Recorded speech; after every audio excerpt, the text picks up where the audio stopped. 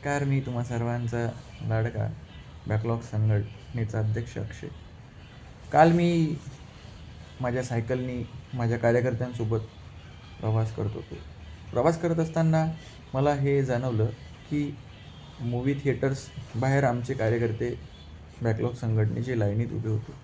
मी माझ्या कार्यकर्त्याला विचारलं, "का रे बाबा, तू असा लाईनीमध्ये का बरं उभा आहे?" म्हटलं, "आपली आता परीक्षा येणार आहे जवळ आणि तू असा का बरं उभा राहतोस? जा अभ्यास वगैरे कर." भाऊ म्हणे, "पुष्पा 2 मूव्ही आहे म्हणे, अतिशय उत्तम मूव्ही आहे भाऊ म्हणे, एकदम जोरदार.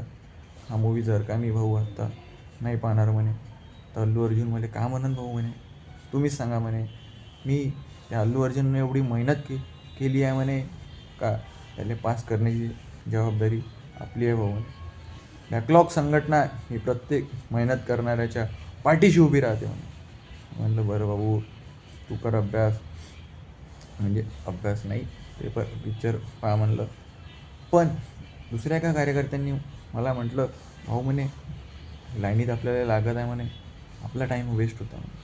तुम्ही एक काम करा म्हणे, असं काहीतरी छडी फिरवा म्हणे का आपल्या कार्यकर्त्याला तिकीट डायरेक्ट भेटली पाहिजे."